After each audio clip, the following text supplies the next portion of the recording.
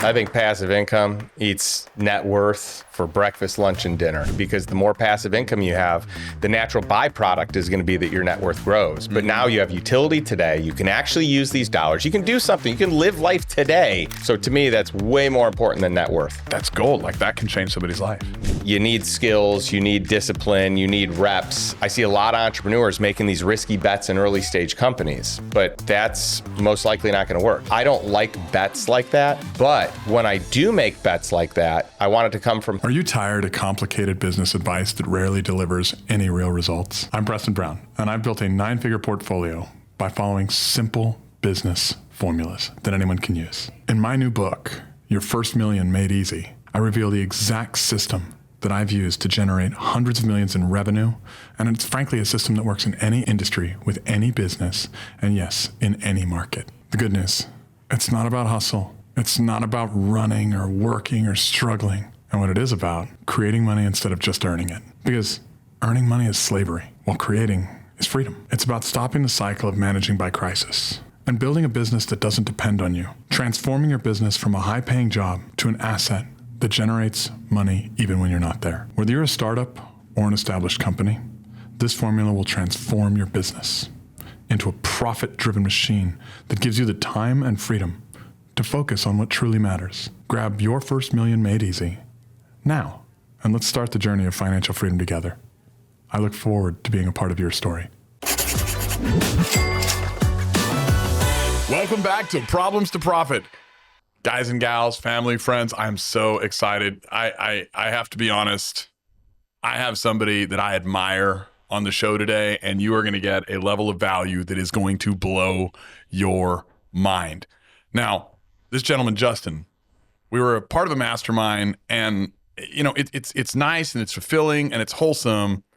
When you're in a group of people, you know, all of them are wildly successful. You don't necessarily know about them, but when you walk up and you talk to a guy, and the first thing he talks about is not business. It's not money. It's not wealth. It's not investing. He starts talking about the things that are important. He starts talking about his faith. He starts talking about his family. He starts talking about like what his interests are in those areas. And I can tell you this is just one of the truths that I found to be immutable in my life. Every time a conversation starts that way, you're meeting one of the greats. You're meeting one of the people that is absolute magic, that is life-changing, that is a world changer. And so I had this great conversation with this guy. I don't even think we got into business. I don't think we got into any of it. And I walked away, and somebody's like, "Do you know who you were talking to?" And I was like, "Yeah, his name is Justin. He's really, really cool." And they're like, "Yeah, dude, he wrote The Lifestyle Investor." And I'm like, "Wait a minute, what?" And so I'm going through my Audible, and I'm like, yeah, I think I read that. Like, when did I read that? I mean, a while back. And I'm like, I went and reread it again, because this is one of the books that like formed my way of thinking about investing. Okay. And of course, then, you know, now the conversation's over, and I'm like man crushing a little bit. And I'm like, I want to go back for more. Like, I need to go like hit up Justin. And so Justin, dude, thank you so much for coming on. Guys, Justin Donald, like, thank you for coming on to Problems to Profit, bro. Well, thanks for having me, and what a kind build-up and a kind intro. And, you know, I love that the first things we talked about and the first things out of your mind were family and fun and epic experiences. And so, you know, this slices both ways. So I left our conversation. I'm like, I want to get to know Preston better. This guy's fun. I like to joke that I put the FU in fun. And so I'm glad you didn't get that piece of it. But you know, part of Problems to Profit is I like to showcase the self-made aspect of winners and leaders, and you're one of these guys that you've developed a wildly significant net worth. You've done deals on companies that most of the people that watch this show are going to know the name of. Okay, so you've done hundreds of transactions. But you didn't start as this trillionaire guy. Like, you didn't start with just like money bags, like, you know, out of the womb with you. Like you started somewhere else. Like, and you took your problems and you turned them into your profit to make yourself the profit in the business space you are. Can we hear a little bit about your story before we go into some of the lessons? Sure. Yeah. And by the way, I love that you take your problems and you turn them into profits. I mean, that's very catchy, and that really is what it is. I love that. I was raised by an incredible family. My parents are wonderful, good Christian family, and just hardworking. Relationships always mattered, but very blue collar. I'd say, at best we were, middle class or median income, but probably more likely a little bit under that. And I remember in seventh grade, my parents were like, well, if you want money, you got to go get a job. And all my friends, their parents were giving them money. And my parents were like, you got to go work if you want money. We don't have money. What do you think? This is the Bank of Donald? Like, go get a job. So at seventh grade, I decided to do this job selling newspaper subscriptions door to door. I have no idea why I decided to do it. It was maybe one of the only places that would hire me. It was a 100% commission job, and I was not good. Okay, so I worked for weeks trying to sell newspaper subscriptions that no one wanted, because a lot of these weren't even like the best paper. They were like a little no-name paper. And I'm telling you, I had doors slammed in my face. The word no just became regular, commentary, regular vernacular in correspondence with people. And, but it was interesting because at a certain point, I started becoming a little callous to it. It didn't bother me. At first, I was like, oh man, they don't like me. This hurts. They said no. They don't want to buy a subscription. And then later, I just learned after enough reps and enough, getting poor results, I was like, I'm just going to get good at this. So what would it look like if I showed up confidently? What would it look like if I just had a script memorized, if I knew what they were going to say? And at this point I did, and I knew how to handle each of them. And I did it with tons of confidence. And that's really when things changed, when I made that commitment. And now all of a sudden I became one of the top sales guys on the team, ended up making a ton of money. And, my seventh grade, eighth grade, ninth grade, all through middle school and high school, I sold newspaper subscriptions. And by my senior year, I had my own crew out running and dropping them off in neighborhoods, and they would sell coupon books, subscriptions, magazines, all that. I love that so much. And there's actually a common theme that I'd love to just bring up before we go into the next part of the story. Like entrepreneurship tends to start young. Like the labor laws don't really let you get a job till you're 16. Right. So you have to go into something like either entrepreneurial or commission driven. And talk about a perfect age, like right as your mind is developing to start learning something like sales. I think they should teach that in school. I do too, 100%. Those are the soft skills that are going to be the game changer way down the road. Yeah. We don't teach about sales. We don't teach about budgets. We don't teach about taxes. We don't teach about any of that stuff.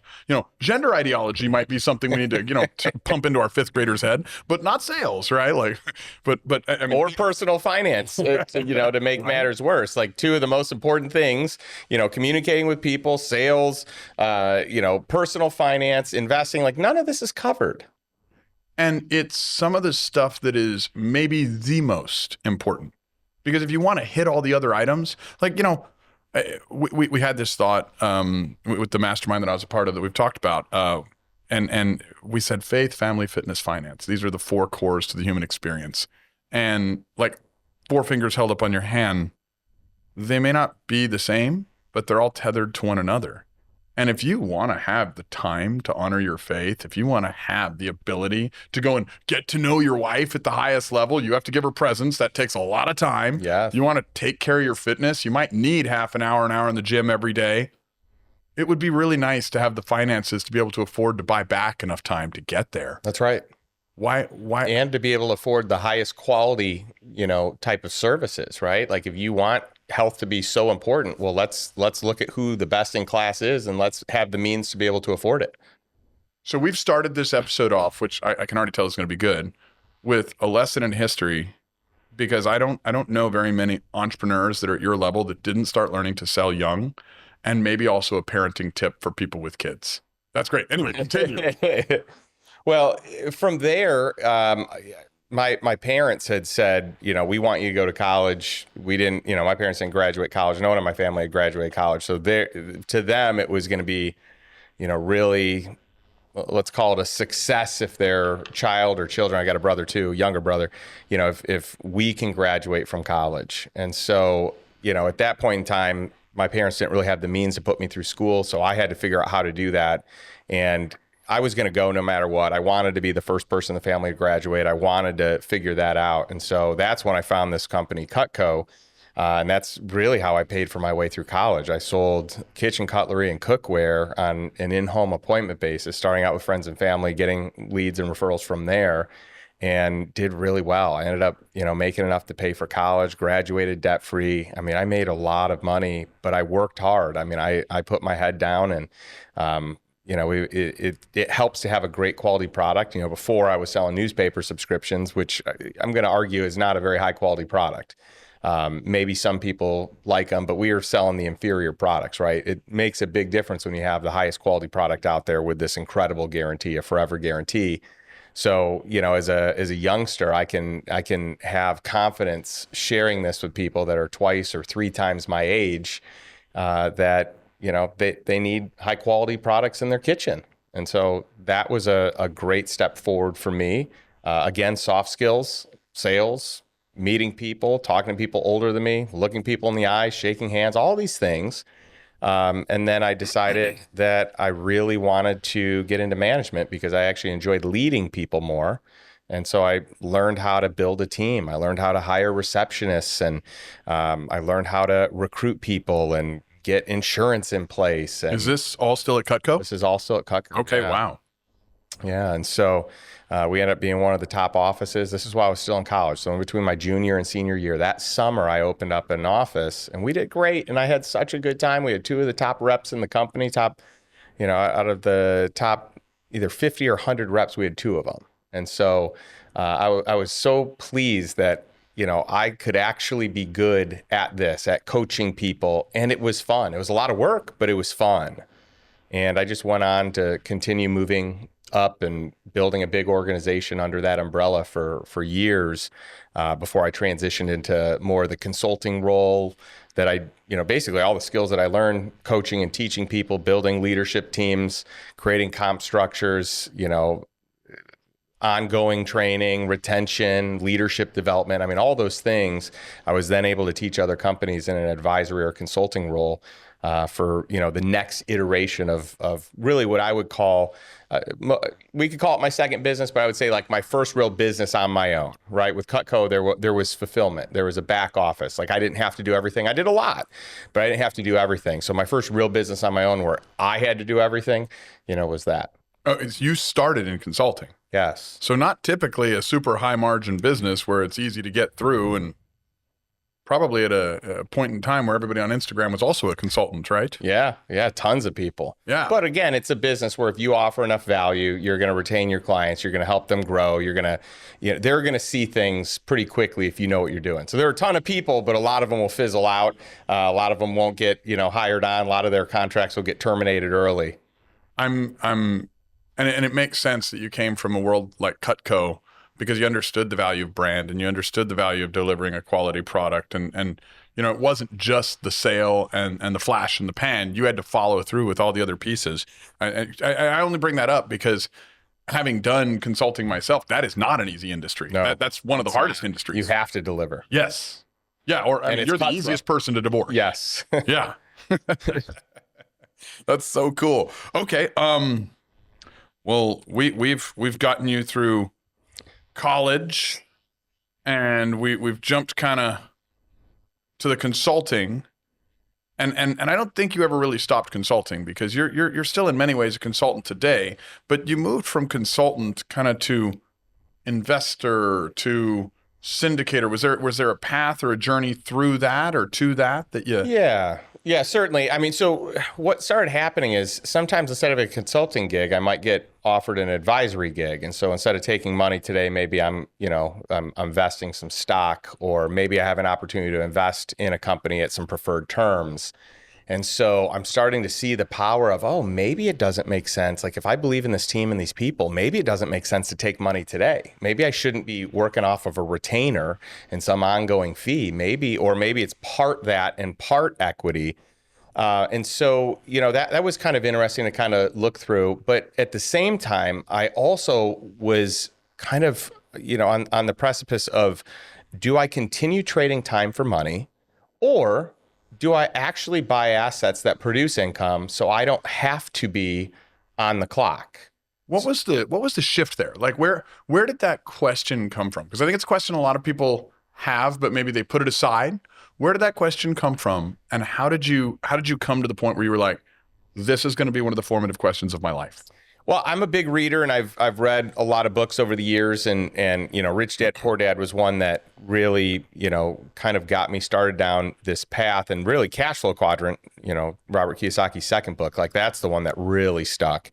And I remember thinking, wow, I need to be doing things differently than I am based on where I want to go. And then the people I'm surrounding myself with, they're doing it on this other, on the slow lane, right? I need to do it on the fast lane. There's another book, MJ DeMarco's Millionaire Fast Lane. I'm like, I've got to surround myself with other people that are playing the game of business and life and wealth creation at a higher level than me. And so that's when I really started like leaning on mentors, trying to find people that would mentor me up and find a peer group that could help me elevate my game. And so I had a friend that got into real estate, and then the largest private owner of that asset class, specifically mobile home parks, became my mentor, took me under his wing. And so I got started in that years ago, probably 15, 16 years ago. At first lending money to a buddy, more like a hard money loan so that he could buy them. And then I saw how well he did buying these mobile home parks. And I was like, man, you're making a really good return. I saw the financials. So I'm like, why am I not doing this?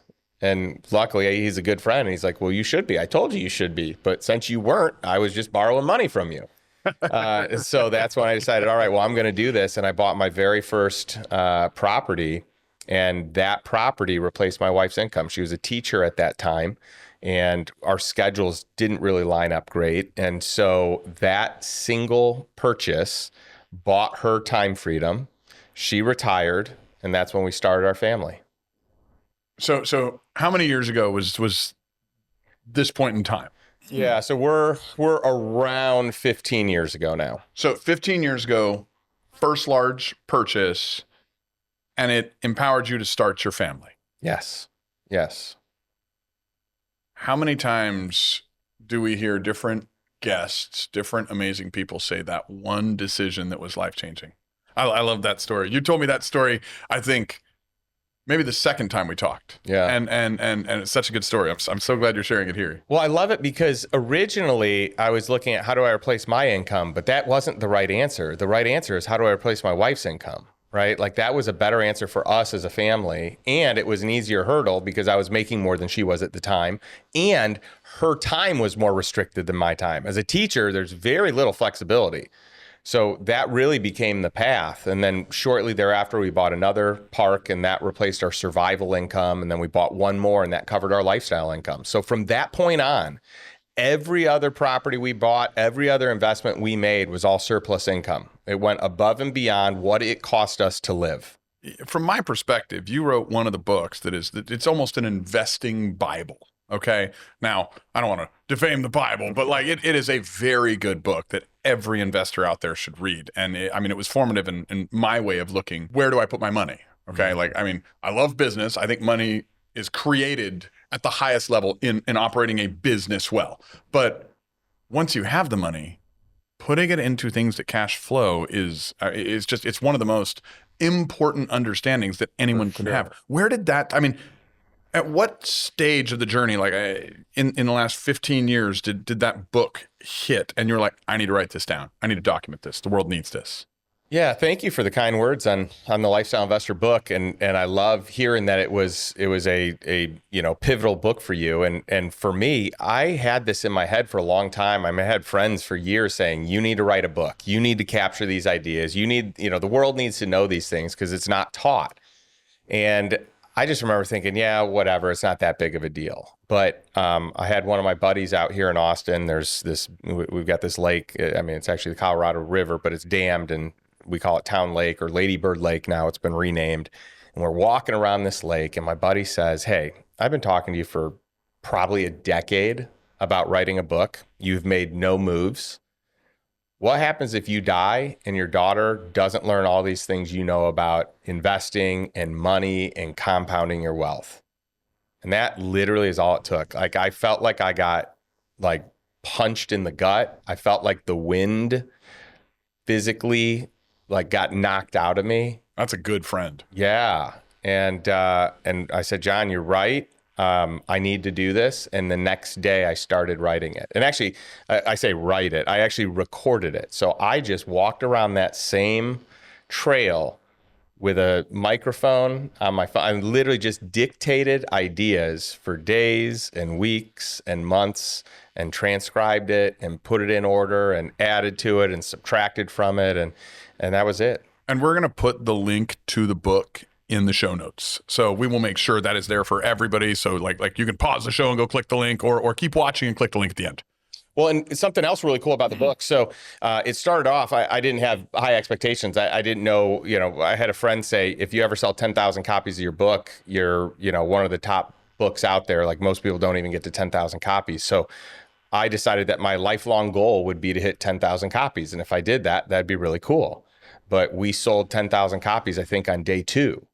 And I was like, oh my goodness, this thing went viral. So anyway, it ended up becoming a #1 Wall Street Journal bestseller, USA Today bestseller. But moreover, now it's a top 1% of all books ever sold, period. Out of every book based on volume, and all the proceeds go to fight human trafficking. So this book is now responsible for hundreds of thousands. Really soon, it will eclipse $1 million in actual money donated to help people that are disadvantaged in this. I think you have told me that, but I'd forgotten that. That's awesome. Like, kudos, bro. Like, because you're not doing something and taking all the profits back. You're turning that revenue into something that's changing lives, changing the world. That's beautiful, bro. Well, thank you. The idea is, we can help people through the content and the education of the book to buy, financial freedom, but the dollars of the book can actually buy real human life freedom. Yeah, it's not win-win. It's win-win-win. That's right.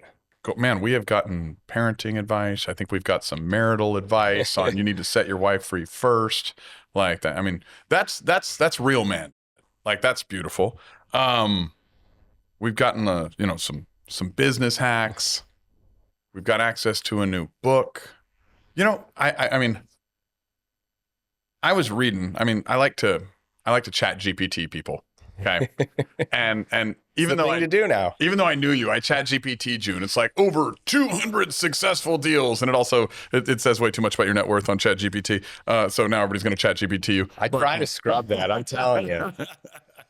But over 200 deals. Like, can we talk about some of the deals that you've done? I mean, I want people to know who they're listening to. Like, I know, but it's different when you've been close to somebody in shared proximity. I want them to know, because you hear the ending of a story and it's real easy to judge them. Oh, they got lucky. Oh, they got this. Well, we've now heard the beginning of your story. Like, we've heard, hey, middle-class guy. And I've inferred that you're a king of kings. But, let's hear some of the details of the ending. Now that we've got the build-up, I want to, let them hear some of that. Sure.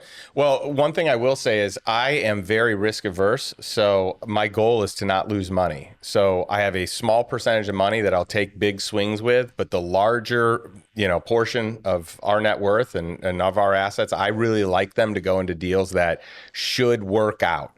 So that being said, I got started kind of in hard money lending, and then I really liked that. So I did more investing in that private credit space. My real big start, our big first win was in mobile home parks. And then from there, we just continued to add. So we have one of the largest portfolios in the US. But I wanted to diversify. So we started getting into some industrial deals, which is probably our second largest holding. Those are my 2 favorite real estate asset classes. Then we got into self-storage. You probably did real well over the last few years, yes. man. Yes, they've done really well. So, a lot of these are going to not necessarily be like a household name, but it's like the asset class people would know. So I've done retail, I've done office, I've done land. Unless it's super obscure, I've probably done it in real estate. And then I never wanted to do anything risky with my money. So most people, they either, if you work for someone else, you probably have the majority of your money in the stock market. And if you have a business, you probably have the majority of your money in the business. All right. And then from there, it's like you have a smaller percentage that maybe goes into something else. Like entrepreneurs think because they're good, they're eternal optimists, they're going to figure it out. So they think that they can do the same thing in investing. And that's just not the case. It's 2 different mindsets That chasm is too big to cross. You need skills, you need discipline, you need reps. And so I see a lot of entrepreneurs making these risky bets in early stage companies, but that's most likely not going to work. Generally it's like 1 out of 100, maybe you're 1 out of 50. I mean, the professionals are like 3 out of 40. You know what I mean? Like that, then those are the best people, maybe 4, right? So I don't like bets like that, but when I do make bets like that, I want it to come from surplus cash flow. I don't want it to come from what I need. I want it to come from the extra. And so I do have a part of my asset allocation, about 1%, that will go to early stage deals like angel investing, seed, pre-seed, like super early.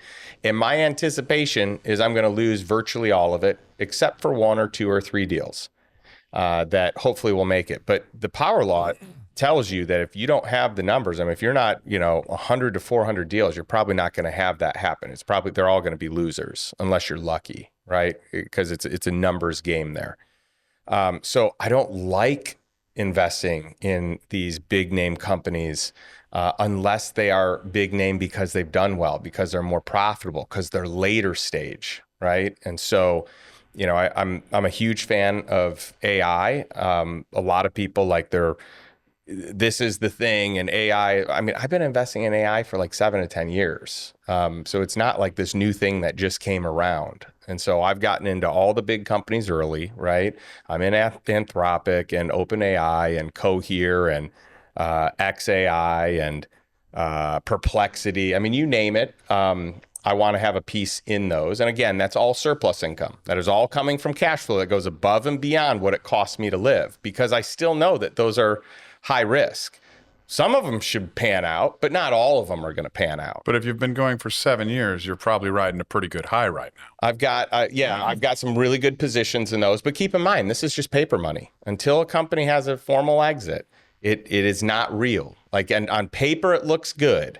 And I just always warn people, this is why net worth is such a funny thing. People always inflate their net worth because it's fickle. It's based on today. It's based on, your opinion of what your company's worth, typically not someone else's valuation. And so paper money, I'm always really careful with, because it might have been marked up a lot, but that only is realized if the company goes public or if somebody buys them, right? Or maybe you have a chance to sell it in a secondary market.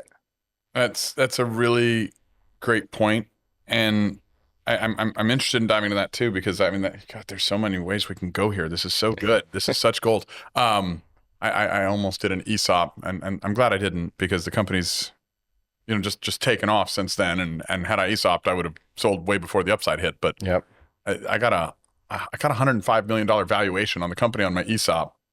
And I was so excited that I listed that on my financial statement. And you know what I got afterwards? Ooh. A lecture from all my bankers. Yeah. Because my balance sheet did not look like $105 million. And so net worth it's one of those question mark things that you can't go and just put a number on it. You almost have to go figure out what the relationship looks like and work it from there. Now, I think passive income eats net worth for breakfast, lunch, and dinner, right? Because the more passive income you have, the natural byproduct is going to be that your net worth grows. But now you have utility today. You can actually use these dollars. You can do something. You can live life today while growing your net worth. So to me, before I was ever a millionaire, I had financial freedom because my passive income exceeded the cost of living. So to me, that's way more important than net worth. Passive income should be the focus. Now, you've done hundreds of transactions. Yeah. Can you give us a few secrets of how, and some of the transactions you're doing, like real estate transactions, they're not always that easy to find. How are you doing hundreds of transactions? And they're not small scale. This is not flip homes. Yeah. It's interesting. So in my book, I talk about the 10 commandments of really just cash flow investing for passive income and financial freedom. And it's my 10 investment criteria. It's my primary investment criteria. And the third one is finding invisible deals. Because if you can find deals that are off market, that aren't being bid up via competition, that, in some cases, you're just talking to an owner that wasn't even sure if they wanted to sell, and you may talk them into selling. Like that's the type of sale that I like. I mean, that's the type of invisible deal that works. Or you notice a trend, right? So I talked about getting into AI early. I got into robotics really early, and that has served me well. I got into mobile home park investing early before private equity wanted, a huge piece of it. I got into single family home rentals, SFR, before it was ever a real estate asset class, right? So it's like you find these things. I got into cannabis investing, cannabis lending early. And so there's so many niches that if you can just find them early, but you have enough data to show where it's going to go, and you're confident enough that it can get there, well, there's outsized returns in that. But to answer your question, like, how do I get so many deals? How do I find these deals? So like, these are the deals I like best because they're not marked up or because you can really negotiate a good deal. But the best deals that I have gotten over the years really stem from the relationships I have. A lot of people think that my superpower is investing, and I am a good investor, but my superpower is actually relationships and networking and getting to know people and actually adding more value to them than they're adding to me in like, hopefully in tidal waves more, and not so that they hook me up later, but there's this reciprocity where people are like, I want to get you back. I want to help you out. And that has shown up many times through and through in my life. I love guests where we can go in a million directions, and we can go in a million directions. We have so many things we can talk about, but I mean, we might need to look at this direction because so many of the listeners that listen to this show, and probably most business and investing podcasts, they're in this hustle and grind phase of their business. And the hustle and grind phase has a tax. I mean, it has a cost. Oh, yeah. And some of those costs are maybe the relationship with your wife, the relationship with your kids, because you're giving your time to something else. You're losing friends and family. Years ago, I joined the Tony Robbins Platinum Partnership. And I mean, it was fun. Like, we were dancing and jumping and hooting and hollering and like getting motivated and getting inspired. But as I got to know everybody, I realized we were all there for the same reason. We'd unlocked a lot of the secrets about money. We'd chased everything the world had taught us was important. We'd made it our God, and we had alienated everybody else. So at least we could be together there. And I'm not criticizing the people there, because the people there are beautiful, but what are they all craving? Why are they spending oodles of money to be in that mastermind? Relationships, the thing they burnt down. Yep. Let's pivot in maybe a little relationships direction. And I want to hear, like, what are some of the key themes that you're looking for in kind of that heart to heart, that human to human? Yeah. One thing I want to touch on right before we transition into relationships is this idea of work ethic. I think work ethic is incredible. I think it's valuable. I think it's super important. Early in my career, I didn't have the skills to really get ahead, but I had the work ethic to get ahead, and I could outwork anyone. And so for me, that was my only path at that time.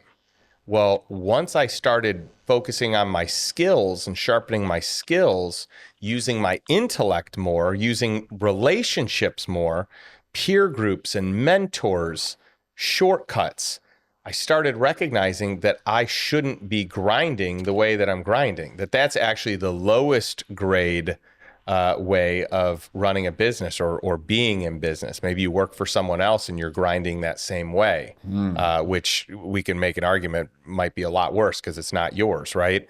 But knowing what I know today, if I had figured this out, so I'm glad that I've got good work ethic, and I'm glad if I ever need it, if I ever hit hard times, I know I've got it. I know I can do it.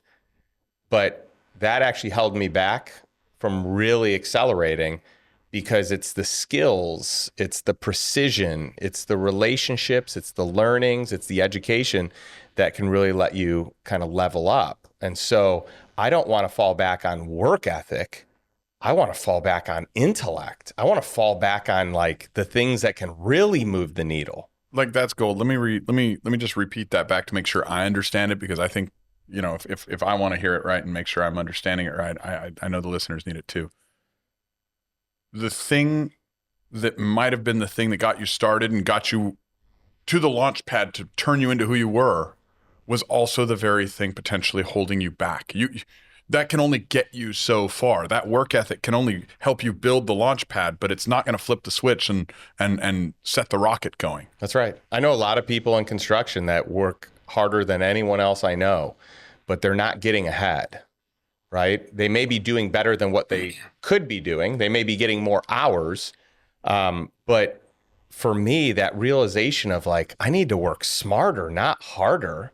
I need to surround myself with people playing the game of business and life at a higher level than me. I need shortcuts. I need their education. I need their mentorship. Like that is the key to leveling up. And so I was able to make exponential jumps there that I would have never made if I just kept working hard. And I can make the argument I worked way, way less hard and way smarter. And I got more done, more of the things that mattered the most, and in less time. Well, and that speaks, I mean, that speaks so much to kind of your style too. When I first met you, you had this like calm, reserved confidence, not like a lot of the hustle and grind entrepreneurs that you meet. Like, I mean, I get along with them because they're like me, like, yeah, let's go, come on, you know, like, but you came with more of a calm presence. Like you ever seen that meme? It's like the one bull's like, hey, let's run down the hill and get all the calves. And then the old bull's like, let's walk down. Like, you're going to get one. If we walk down, we'll get all of them. Like, you kind of bring that energy to the table. And so what stage in your development did you kind of have this? And what was it that pushed you over the edge to learn that? Well, I remember it was a weekend. I think it was a Saturday night. It was a Friday or Saturday night. It was probably 10 p.m. I was still at my office and I had been grinding. And my goal is I wanted to be the best at what I did. I wanted to outwork everyone and I would put in the hours. I was not afraid of the hours. I was single at that time.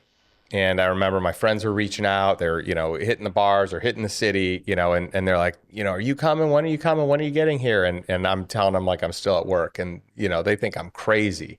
But it was in that moment where I said, hey, I'm actually very comfortable with the sacrifice I'm making today, but I'm not going to work this late when I'm married. And I'm not going to work this late when I have a daughter. This is a life for right now and today. But soon I'm going to put it in my rear view and it's going to look totally different. So how much longer do I need to work this hard before I can work smart enough to figure it out, where I can put the people in place, put the systems in place, really dial back all the things I'm doing and focus on maybe the top 20% of the things that I do that actually move the needle the most. And how do I get people that involved that just culturally they want to be there. They don't have to be the best at what they do, but they're coachable, they're teachable, they're trainable. And that was a big pivotal moment for me where I was like, hey, I'm actually at peace with where I am right now. But if I'm here in a year, I'm going to be really disappointed. The gold mine, I think, that you have in this understanding of relationships probably starts with the relationship you had with yourself, because it's real hard, I think, to figure out who you are.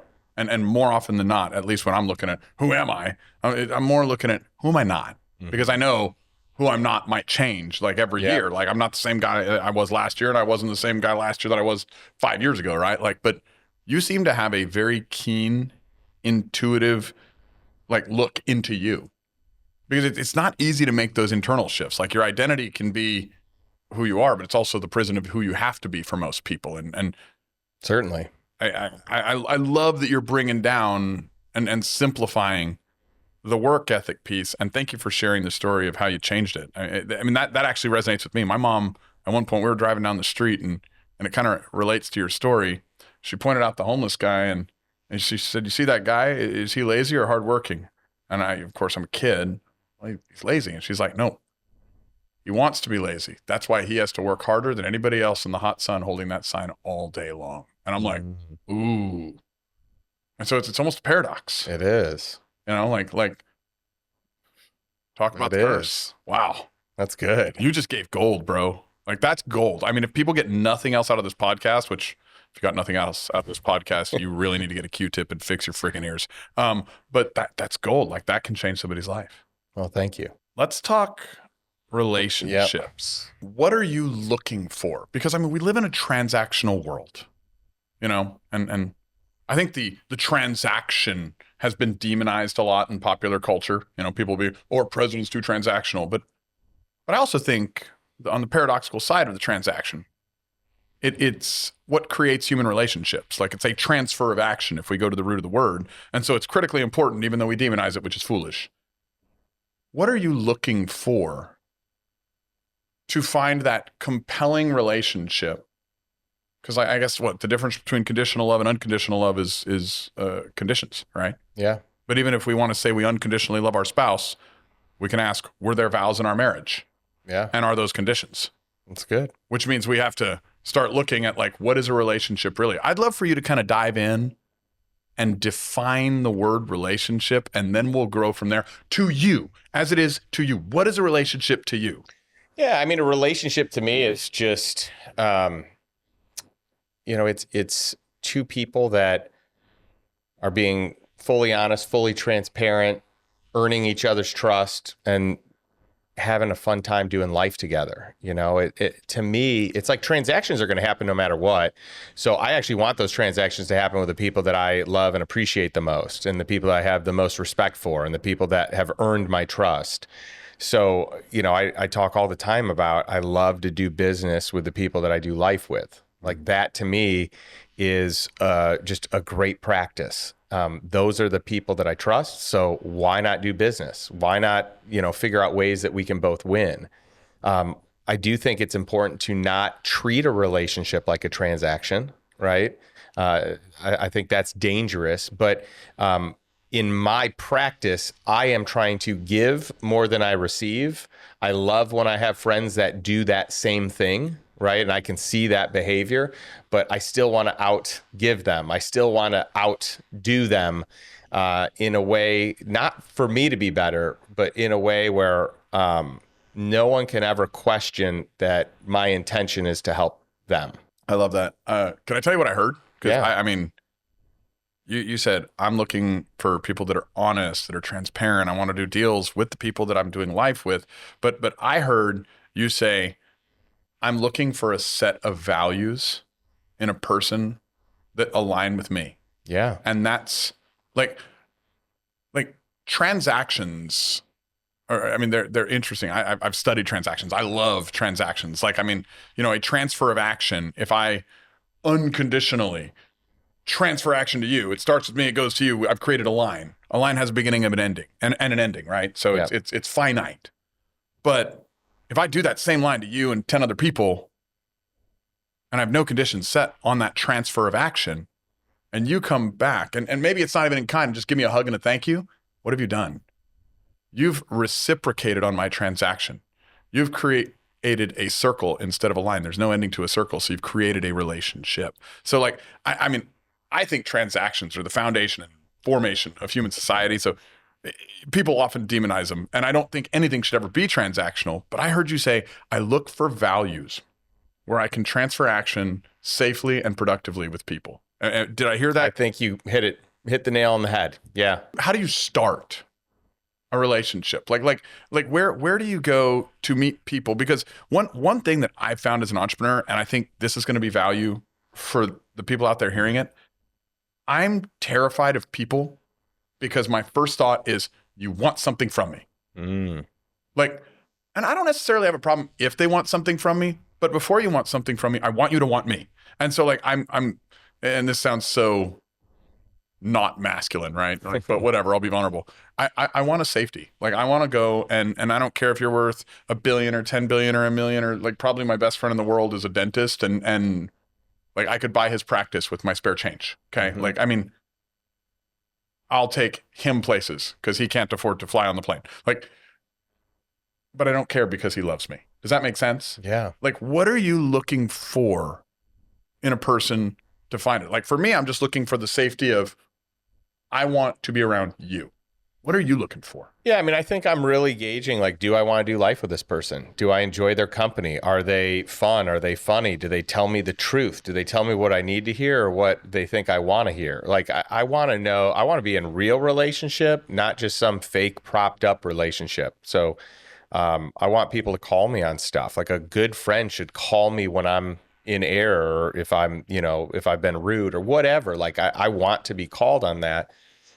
So that's important to me. Now, I will tell you that I have been burned a number of times, trusting wrong people or fine tuning my skills on who to trust and who to befriend. But never for a second am I going to question whether that's the way I want to live life. Meaning, like, I could live apprehensively and I could look at everyone like they're trying to get something from me.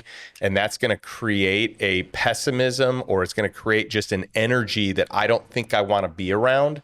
And so if I give people the benefit of the doubt and I say, this person seems great, I'm just going to open up. I'm going to, I will be vulnerable. I will be open. I don't have to be on guard. I don't have to paint a certain image. Let me just be me. I may get burned, but the value of the relationships I get from that don't burn me is so worth getting burned. So to me, that's the world. I just want to assume that people are great, and I can learn otherwise. And I'm a quick learn, so I'm not going to make the same mistake again. But I don't want to go into something with that skepticism or that energy. You're looking at people with a framework of, I'm going to assume you're great. I'm going to assume you're safe. Like, you're not coming at them from a perception or perspective, if you will, of fear of getting burned. You're taking the risk of getting burned and opening the door and allowing people in. And dude, you are honoring like maybe one of the most important laws that I try to honor and literally fail at every day because I'm scared. And I've got to honor you. Do you know how you measure love? No. Suffering. Christ was on a cross. How much did he love us? Like, Not that much. Suffering. You cannot measure love. That's why they call unconditional love, because you have to suffer to break your conditions to know that you still love them, right? Like, you love as much as you are willing to suffer for another person. You are doing like maybe the most, and frame it in for whatever listening religious context you want. I'm Christian, you're Christian, so you and I can use this frame, but you're taking a Christ-like approach. That is so cool. How do you do that? How do you like turn off the perspective of the previous burns? And I'm not asking for the listeners at this point. I'm asking for me. I just think that they can listen too, though. Yeah, I want to give everyone their fair shot, right? So it's like, yeah, I was burned in the past. So does that mean, like, if I just go from a logical standpoint, so does that mean this person's going to do it? No, actually. Could this person do it? Sure. But if I'm on guard, is our relationship going to be as strong, or is it going to take, maybe it just takes a long time? Or what if I just go all in and we figure it out right away? And now I'm a little bit like wiser with my time. Is this someone I want to keep spending time with, or is it not? So to me, it's like, why not enter with that frame? If I get burned, that's a lesson. If I notice things about it, maybe there are enough tells that I can figure out with other people. I can learn it sooner. But I just think people innately are good, right? And so that's the frame I'm going to enter in. And one of the things I've done for years, over 20 years now, is I've taken someone to either a meal or a coffee at least one day a week. I even do this on vacation. I'll meet people and just, connect with them, go grab a coffee, whatever, at some resort, whatever. I love meeting people, but my goal is to learn something. And so everyone that I run into, I know I could learn something from them. It doesn't matter, if they're a great investor or not, or a great entrepreneur or not. There's something I can learn. And I'm also very intentional with the people I want to learn from. And I try to get them in the books for coffee and pick their brain. But this has been a ritual for me that has added up to thousands upon thousands of hours now. And often it's more than once a week. But I now have, reps on people and time and relationship. And I'm a quicker study of who's got pure intentions, who doesn't. And how much time am I going to spend with someone? Am I going to repeat? Are we going to get time again? That sort of thing. But I do want to give people the benefit of the doubt. You're allowing everybody to mentor you in something, or assuming they might have something that they can mentor you in. Yes. That's beautiful. What are three traits? You gave me like honesty and transparency. What's a third one that like you're kind of looking for in the people you're looking to do life with? Because I think that's a frame that people also need. You should have values-based relationship. Yeah, I would say kindness. I look to see, are you treating other people around you well? Are you treating me well? Are you treating the waiter, waitress well? Are you treating, people that just come by? If we have someone that jumps in and interrupts the conversation, what does that look like? I think that is really important. And then I also look for people that I like being around people that are really joyful. Generally speaking, when people show up and they have a lot of joy, they probably have made some good decisions in life. They probably also have some good relationships in life. That is something, that really aligns with me. This is gold, Justin. Thank you. This is gold. I love that I'm sitting here talking to one of my higher net worth friends with a resume of deals that's done like all of it. I mean, you've done real estate, you've done business, you've done angel investing. And we're talking about relationships, and we're talking about what you look for in people. And I hope that all of the listeners are hooking into the gravity and importance of, what that means. Speaking of relationships, and one of the ways you and I connected, you have a mastermind, yes. Right? And at the time when we first met, I had a mastermind that I was running around with, and I'd created, and you had a mastermind. Can you tell us a little bit about that and what you do? Because that's a large relationship pool that you've created as well, right? Yeah, it's interesting because for a long time I did coaching, and we didn't get into that at all, but coaching is a very linear relationship. And so you look at a mastermind, well, now you got all this, web of different, interconnection with people, and it can be exponential. So to me, like, masterminds and communities are the way where you can really level up. And so I have been in a bunch over the years. I'm still part of probably 14 different masterminds, and I have 3 of my own, right? I don't go to everything. My wife would kill me, but I pick and choose. I pick and choose wisely. And my whole thing is like, I don't have to go to everything to get the value. I need to get something great for the 1 or 2 things that I go to.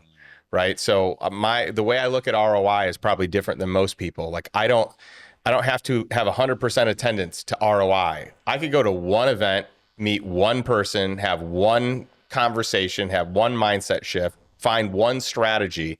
One thing could make a $30,000 or $50,000 or $100,000 group worth it, right? And so I'm very open to that, and I'm very intentional when I go places that I will get that ROI. And so I wanted to build a community that, to me, served in what I was looking for. I went to all these groups and I couldn't find exactly what it was. There were things I liked, things I didn't like. And I was like, well, what if I just build my own group? And I didn't know it would get as big as it got.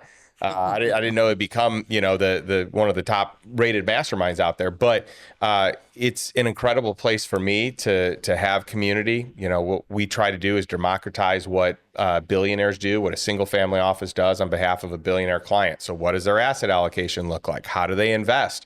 What are the tax strategies they use? What type of, and so we do cool like events and travel and networking and that sort of thing. And I do think like the connection, the relationships, we always talk about the 4 ROIs. How do you ROI a mastermind? And for us specifically, number 1 is relationships and connections. Number 2, tax strategy. You can ROI a tax strategy like that. One tax strategy for anyone that, the cost of membership, I don't know anyone in our mastermind that doesn't ROI just on one tax strategy. We have 70 plus different tax strategies from some of the world's most renowned tax strategists, not CPAs, actual tax strategists, meaning most CPAs have never heard of the majority of the things we do. And that ROIs them.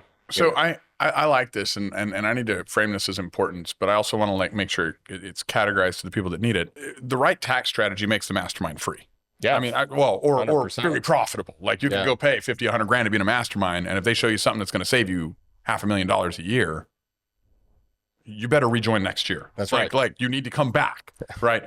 And that's probably the hardest thing for masterminds, either growing or keeping retention, is expressing the value. So the finance piece is huge. All the other pieces are also huge, but they're a bonus after the finance piece, because that's the first thing people think about when they're upfronting cash. That's right. What size of net worth, portfolio, business do you need to be at to start looking at a mastermind? Because we talked mentoring, we talked coaching.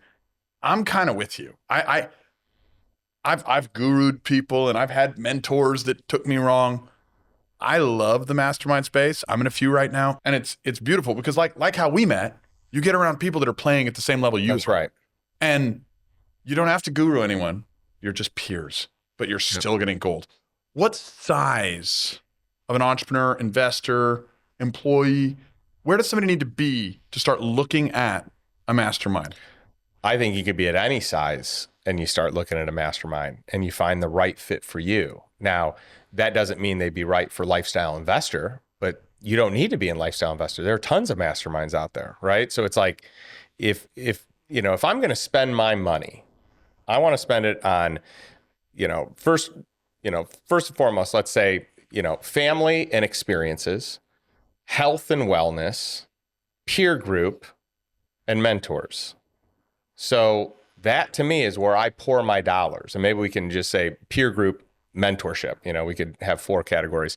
And so I actually give myself a budget every year of this is how much I will spend on my health. This is how much I will spend on masterminds. Like I need to actually get to this number because I want a return on this.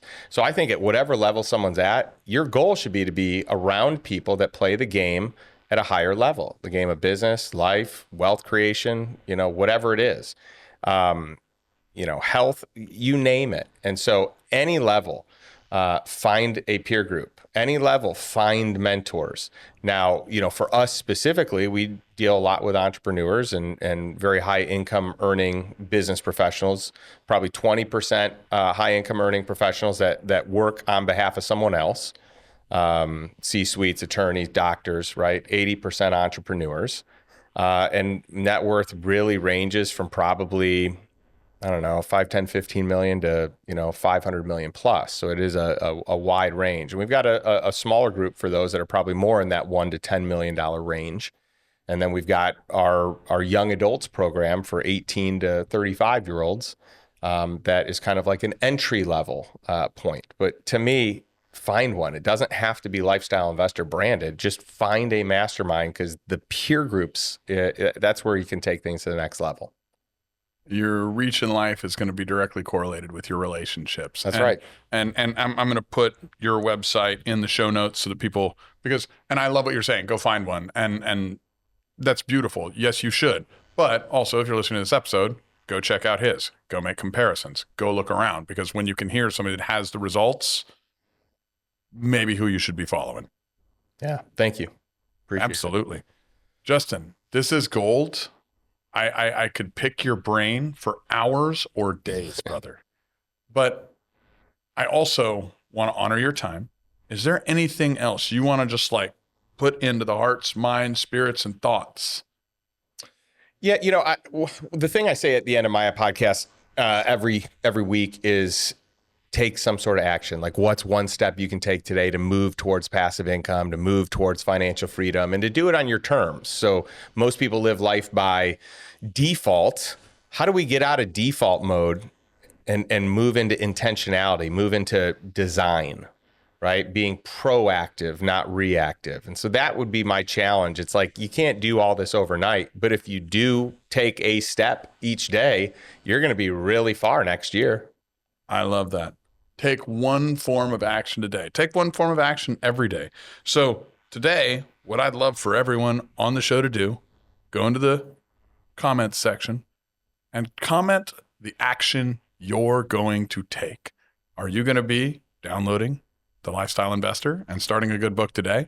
Are you going to be researching Justin's podcast? Are you going to be going to my website, posted in the show notes, and getting all of your formulas for your business? What's your action? Post your comment in the comments section. And guys, thank you for tuning in. This has been gold. Please share a little love in the comments for Justin as well, and have an amazing day on purpose. Can I give him something for free? Absolutely. What I'd love to do, we have these strategy sessions for people that are trying to figure out how to get from point A to point B or point B to point C. And we generally charge $500 for these. What I'd love to do for your audience is give a free consultation for anyone that goes to lifestyleinvestor.com/consultation. lifestyleinvestor.com/consultation, and you're giving $500 worth of free consultation. Yeah, someone on our team will spend some time with you. We'll actually do a strategy session with you. And we've got a ton of things. I mean, you could go to the website and find, courses and master classes and, our blog and our passive income roadmap. We got all kinds of free stuff and things at different prices, but this would be a great value to your community because these are all, highly paid professionals that know their stuff. They know our world inside and out, and, it won't cost you anything except some time. Oh my gosh, I absolutely love that, bro. Thank you. You are way too generous. I would never even ask for that, but guys, this is absolute gold and more gifts to come. Take some action today. Have an amazing day on purpose.